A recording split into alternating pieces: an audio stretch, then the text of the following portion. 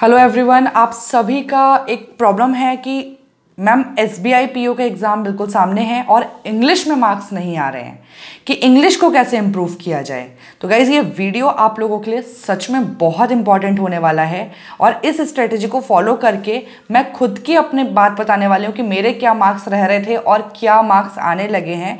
और आप लोग चाहेंगे तो मैं अपना वो रिजल्ट भी आप लोग के साथ शेयर कर दूंगी कि आप लोगों को पता चले कि यस मैम ने ये स्ट्रेटेजी को फॉलो किया है और अच्छे मार्क्स गेन किए हैं। तो गाइज़ रहता क्या है, सबसे पहले वो समझ लेते हैं। एसबीआई पीओ की बात कर रही हूँ प्रीलिम्स की, आईबीपीएस क्लर्क की प्रीलिम्स की बात कर रही हूँ, इवन किसी भी बैंक के एग्जाम के प्रीलिम्स की बात कर रही हूँ। तो 30 क्वेश्चंस 30 मार्क्स 20 मिनट्स टाइमर रहता है 20 मिनट्स का। उसमें आपको 30 क्वेश्चंस लगाने होते हैं, 30 मार्क्स के होते हैं। सबसे सही चीज़ है कि ठीक है, 1 मार्क का 1 क्वेश्चन का 1 मार्क हो गया, लेकिन गाइस नेगेटिव मार्किंग भी है इसमें आपकी। तो हम लोग कहाँ प्रॉब्लम आ जाती है कि कहीं हम लोग 80-90% श्योर भी होते हैं कि इसका आंसर ये ठीक है होगा, बट हम लोग नहीं उसको लगा पाते हैं। गाइस क्यों नहीं लगा पाते हैं? क्योंकि नेगेटिव मार्किंग है, गलत हो जाएगा। ठीक है, तो यस इन सब चीज़ों का आपको भी ध्यान रखना है। मैं अपना अगर आप लोगों के साथ एक्सपीरियंस शेयर करूं इस स्ट्रेटेजी को शेयर करने से पहले, जिससे आपको बिलीव हो कि हाँ आपको ये क्यों इसको फॉलो करना ज़रूरी है।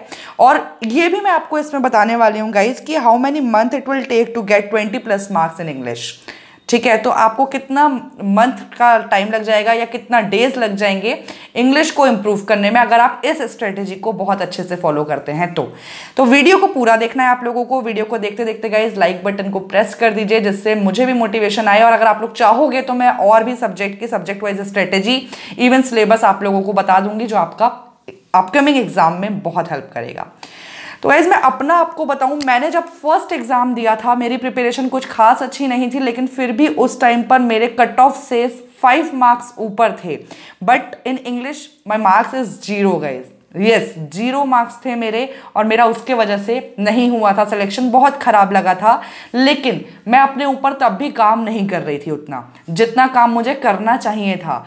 उसके बाद से जो मेरे मार्क्स में इंप्रूवमेंट, जब मैंने अपनी स्ट्रेटेजी शेयर की जहां मैं लैग कर रही थी, मैंने उस पर काम किया, तो गाइज मेरे जो मार्क्स में इंप्रूवमेंट देखने के लिए मिला वो मेरे मार्क्स 22-27 तक मार्क्स आए हैं इंग्लिश में बैंक के एग्जाम्स में।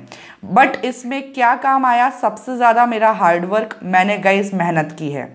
और इतनी बुरी हालत थी कि नहीं समझ में आता था, वीडियोस पे वीडियोस देखती थी और कि क्या कर सकती हूँ, दूसरे की स्ट्रेटेजी फॉलो करने की कोशिश करती थी, बट उतने अच्छे से नहीं हो पा रही थी क्योंकि मैंने अपनी कमियों को नहीं पहचान पा रही थी कि मेरी कमी कहाँ हो रही है।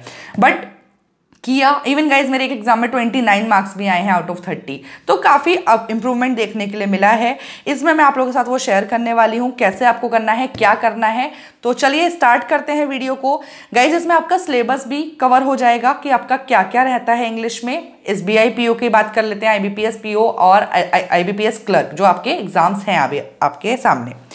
तो स्ट्रेटेजी प्लस सिलेबस में सबसे पहले मैंने अभी आपका ग्रामर रखा है, नीचे आपको कॉम्प्रिहेंसिव और कम्युनिकेटिव इंग्लिश भी पता चलेगी, क्योंकि बैंक की इंग्लिश थोड़ी सी डिफरेंस देखी जाती है। अगर देखा जाए हम लोग एसएससी से कंपेयर करें, रेलवे से कंपेयर करें और अगर अदर एग्जाम से कंपेयर करें तो गाइस ग्रामर में आपको क्या करना है, बेस्ट बुक्स भी बता दूंगी, बेस्ट सोर्सेज भी बता दूंगी, आप लोग वहां से भी फॉलो कर सकते हैं। देखो ग्रामर का पोर्शन गाइस, भले ही एग्जाम में अगर मैं परसेंट में डिवाइड करूँ तो 30 और 70% में मैं कन्वर्ट करूंगी कि ग्रामर 30% का ही आता है बस, अगर डायरेक्ट देखा जाए तो। लेकिन ओवरऑल इंग्लिश जो है हमारी वो ग्रामर पर ही कहीं ना कहीं निर्धारित है पूरी की पूरी। तो आपको पार्ट्स ऑफ स्पीच पर काम करना है। अब मैम पार्ट्स ऑफ स्पीच क्या होता है, बहुत बच्चों को पता होगा, बहुत को नहीं पता होगा। तो गाइज नाउन हो गया, प्रोनाउन हो गया, वर्ब एडवर्ब हो गया, आपके प्रीपोजिशन हो गए, कंजंक्शंस हो गए, ये सब किस में आते हैं, आपके पार्ट ऑफ स्पीच में आते हैं। इसको करना है, कहां से कर सकते हो उसको सुन लो। 120 rules of grammar Nimisha Bansal ma'am की बुक है, बुक के फॉर्म में अगर आपके पास है बुक से कर लीजिए, पीडीएफ के फॉर्म में आप लोग डाउनलोड करके पढ़ सकते हैं। बट इससे पहले एक काम आपका बहुत जरूरी है, वो है आपका क्या, प्लेन टू पैरामाउंट बुक है अगर आपके पास, अच्छी बात है, क्योंकि ये एक ऐसी एकमात्र बुक मुझे लगी गई इसकी, जो हिंदी मीडियम वाले बच्चे भी है ना वो भी इससे आराम से रिलेट करके पढ़ सकते हैं, बिकॉज पहली ऐसी इंग्लिश की बुक है जो हिंदी लैंग्वेज में भी आपको समझा रही है चीज़ें, ठीक है। तो आपको हिंदी में भी इसके रूल्स मिल जाते हैं। दूसरी चीज़ है कि जैसे मान लीजिए मैंने नाउन का एक एग्जाम्पल लिया, नाउन आपने किया, उसके बाद से उसके प्रैक्टिस क्वेश्चंस काफ़ी सारे हैं, मतलब एक्सरसाइज के रूप में आपको मिला हुआ है। 40 to 50 क्वेश्चंस आपको ईच एक्सरसाइज में मिल जाएंगे, चैप्टर वाइज है, उसको करो। इस पीडीएफ को आप लोग कर सकते हो। अगर आप लोग बुक लेना चाहते हैं तो गाइज बुक एसपी बख्शी भी आप प्रेफर कर सकते हैं अगर आपके पास है। अगर आपके पास मान लो इन तीनों में से कुछ नहीं है, फिर भी अगर आपके पास कोई ग्रामर की बुक है, अच्छी बुक है, आप उससे भी कर सकते हो। कोई ऐसा हार्ड एंड फास्ट रूल नहीं है कि जो मैंने बुक्स बताई हैं उसी से करना है। आपके पास है, अच्छी बुक है, बिल्कुल करो। ग्रामर एक तरीके से हमें क्लियर करनी है अपनी, ठीक है। अब 120 रूल्स का पीडीएफ के फॉर्म में भी गाइज आपको मिल जाएगा। टेलीग्राम चैनल पर आप लोग लिखेंगे ना 120 rule by Nimisha Bansal ma'am, तो आपको मिल जाएगा आराम से, आप उसे भी डाउनलोड करके पढ़ सकते हो। मैं प्रेफर करती हूँ कि हार्ड कॉपी में हमारे पास अगर चीज़ रहे तो हम अच्छे से पढ़ सकते हैं, तो इसलिए मैंने आपको बुक भी बता दी है। ये आपको बुक के जो बेस्ट बुक्स हैं इसके लिंक मैं आपको डिस्क्रिप्शन बॉक्स में भी दे दूंगी, अगर आप लोग चाहते हैं तो डायरेक्ट परचेज भी कर सकते हैं। ये रही आपकी पार्ट ऑफ स्पीच की बात, इससे आपका ग्रामर पूरा का पूरा कवर हो जाएगा। लेकिन जो मेन आपका होता है और कितने मार्क्स का आता है वो भी मैंने आपका इसमें लिखा हुआ है गाइज, तो ये आपको कितनी हेल्प करने वाला है उस पर बात कर लेते हैं। कॉम्प्रिहेंसिव और कम्युनिकेटिव इंग्लिश इसको मैं बोलती हूँ, क्यों बोलती हूँ, क्योंकि ये सच में 2 पार्ट में डिवाइड है guys, grammar and comprehensive English में। इसमें बैंक में आपका क्या ज़्यादा देखा जाता है, बैंक में गाइज आपका देखा जाता है कि आपका जो कम्युनिकेशन लेवल है उस पर मतलब आपकी कितनी कमांड है, इसीलिए आपका इसका टेस्ट होता है जिसमें आपके आते हैं, ये सिलेबस भी आप नोट कर सकते हैं। Reading comprehension guys 5 to 7 marks, even 10 marks का भी देखने के लिए मिलता है, जिसको आरसी बोलते हैं शॉर्ट फॉर्म में।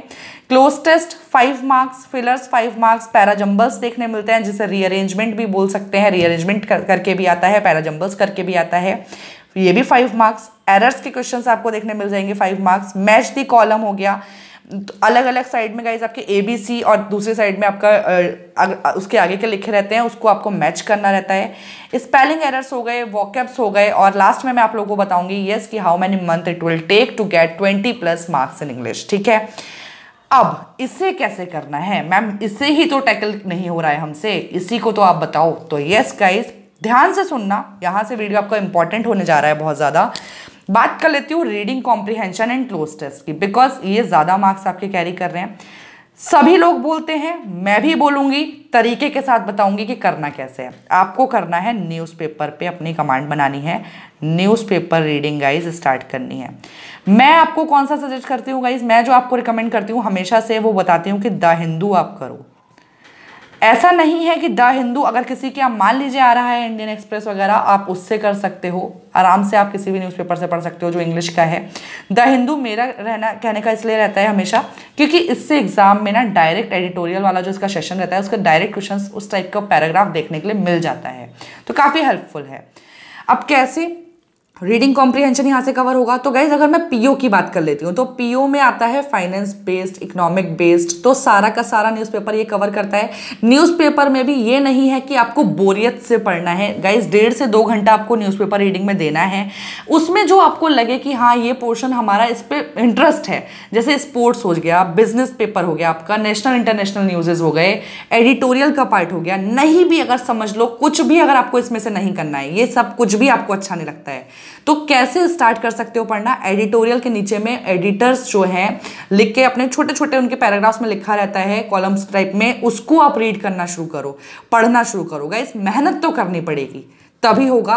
तो ये तो आपकी रही कि द हिंदू के न्यूज़पेपर से आप पढ़ सकते हो। गाइस द हिंदू का न्यूज़पेपर मैं अपने टेलीग्राम चैनल पर डेली मॉर्निंग में इसका पीडीएफ देती हूँ, आप लोगों को फ्री में रहता है। अगर किसी का कोई भी न्यूज़पेपर नहीं आता, कोई विलेज एरिया से बिलोंग करता है, तो उनको यहाँ से बहुत हेल्प हो रही है। टेलीग्राम चैनल का लिंक मैं डिस्क्रिप्शन बॉक्स में दे दूंगी।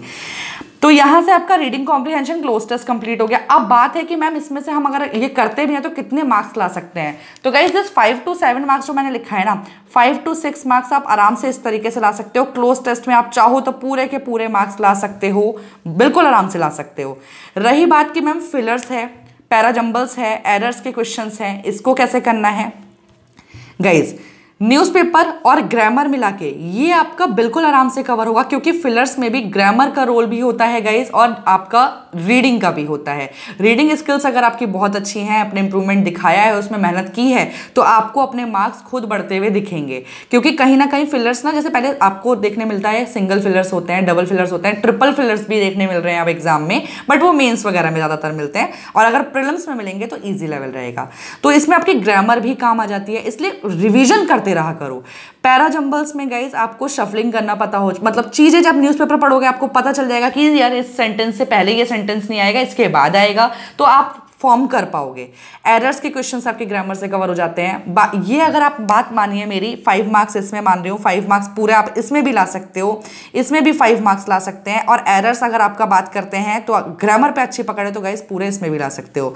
ऐसे करते करते अगर मैं काउंट करूँ 5, 5, 10, 15, 20, 25 मार्क्स तो गाइस यहीं से हो गए। अगर मैं मान लीजिए कि 1-2 मार्क्स इनमें से कम भी कर ले रही हूँ कि मैम इतना तो नहीं हो पाएगा, आप बोल रहे हो बट नहीं होता है, तो मान लीजिए मैंने इसमें से कम कर लिया 1 या 1-2 मार्क्स भी कम कर लिए, तो भी आपके 20+ मार्क्स आप ले आओगे। क्योंकि अभी मैंने मैच द कॉलम्स छोड़ दिया, जो मिसलिनियस 4 to 5 मार्क्स में आता है, जैसे स्पेलिंग एरर्स हो गई, वॉकैब। अब वॉकैब आपकी अलग से तो नहीं आती, ये मत दिमाग लगाइएगा कि अलग से आ रही है, मैं बिल्कुल नहीं बोलूंगी ऐसा। रीडिंग कॉम्प्रिहेंशन में आपकी आती है गाइज वॉकैब 2 to 3 मार्क्स की, और अगर आपकी वॉकैब पर अच्छी पकड़ है, आप यकीन मानिए आपके बहुत अच्छे मार्क्स आ जाएंगे प्रीलिम्स में भी और मेंस में भी। वॉकैब भी आपकी कहाँ से कवर हो जाएगी? द हिंदू के न्यूज़पेपर से गाइस आप बहुत आराम से कर सकते हो। कैसे कर सकते हो? न्यूज़पेपर रीड करते टाइम पे जब आप शुरुआत करोगे बिल्कुल टफ लगेगा, आपको ऐसा लगेगा यार हमें कोई वर्ड्स आ ही नहीं रहे हैं थोड़े बहुत के अलावा, लेकिन आपके पास उस समय वर्ड का कलेक्शन तो ज़्यादा होगा। उसको आप एक पेपर पे, एक कॉपी पे कोशिश कीजिएगा कि उसके एक नोट्स बनाएं, उसे लिखें। मैं यही बोलूंगी गाइस, कोई आपके ऊपर दबाव नहीं है कि आप उसको किस तरीके से लिखते हो, आप उसको लिखो, उसके सामने उसका मीनिंग लिखो, अपनी ही लैंग्वेज में लिखो। कोशिश करो कि इंग्लिश में लिखो, लेकिन अपनी लैंग्वेज में लिखना शुरू करो, धीरे धीरे आप भी प्रो लेवल पर पहुंच जाओगे। और देखो, कोई भी आपके नोट्स उठा के नहीं देखने आ रहा है, आपको देखना है, आपको पढ़ना है, आपको समझना है, तो वॉकअप पे भी बहुत अच्छी पकड़ बन जाएगी। और गाइज अगर मैं इस पूरे के पूरे पोर्शन की बात कर लूँ तो आप सभी को याद होगा टेक्स्ट बुक की मैंने एक बुक बताई थी आप लोगों को, जिसमें ये बहुत अच्छे से कवर हो रहा है। इवन मैं भी उस बुक को अभी कर रही हूँ, और मैं आपको इतना भी बोल सकती हूँ कि अगर मैं ग्रेड बी की तैयारी कर रही होती है आरबीआई की, तो गाइज उसके लिए भी वो बुक काफ़ी ज़्यादा हेल्पफुल मुझे लगी, और मैंने उसके लिए एक वीडियो भी बनाया, आप उसको भी देख सकते हो। ये है बुक इंग्लिश की, टेक्स्ट बुक की, ठीक है। इसमें मैंने आपको दिखाया हुआ है, आप उसको देख लीजिएगा। इसका लिंक भी मैं डिस्क्रिप्शन बॉक्स में दे दूंगी। अगर आपको प्रैक्टिस के लिए कोई बुक रिकमेंड मैं करूंगी तो आप ये बुक देख सकते हो। रही बात इसकी कि मैम आपने बता दिया 20+ मार्क्स, 25+ मार्क्स हम ले आ सकते हैं, हम लोग ओवरऑल कट ऑफ जो है हमारा इंग्लिश से जो रह जाता है वो हम क्लियर कर सकते हैं। लेकिन इस पूरे स्ट्रेटेजी को हम फॉलो करें, कब तक करें कि हमारे अच्छे मार्क्स आना शुरू हो जाएंगे? तो गाइज मैं आपको बताऊं, एसबीआई पीओ के एग्जाम में आपके ज़्यादा टाइम नहीं है, 40 to 50 डेज मैं लेके चलूँ तो गाइज ये स्ट्रेटेजी से अगर आप चलते हो ना, बिल्कुल जैसा मैंने बताया, तो आप विदिन 30 डेज आप अच्छे मार्क्स ले आने लगेंगे। प्रैक्टिस करना बहुत ज़रूरी है। जब आपका ये सारा हो जाता है ना, इसका ये सारा काम हो जाता है, तो आपका काम बचता है डेली वाइज प्रैक्टिस करना क्वेश्चंस की। डेली आपका एक काम है, जैसे आप खाना खाते हैं कि लंच कर रहे हैं, डिनर कर रहे हैं टाइम पर, वैसे ही आपका काम है प्रैक्टिस करना इंग्लिश की। जो हमारा टफ पोर्शन रहता है गाइज, जिसमें मार्क्स नहीं उठते, उस पर हमें मेहनत करनी पड़ती है। सभी लोगों से बोलना चाहूँगी कि अगर आपको कोई क्वेरी, कोई डाउट रह गया होगा मन में अभी भी, तो गाइज आप लोग मुझे बिल्कुल कमेंट करके बता सकते हैं। चैनल सब्सक्राइब कर लीजिएगा, बिकॉज मैं ऐसे आपको इस सब्जेक्ट वाइज स्ट्रेटेजी और भी दे दूंगी, जिससे आपके SBI PO, IBPS clerk, IBPS PO के एग्जाम में बहुत ज़्यादा हेल्प हो जाए। और वीडियो अच्छा लगा हो तो प्लीज़ लाइक एंड शेयर कर दीजिएगा। Thank you for watching this video guys, मिलते हैं नेक्स्ट वीडियो में।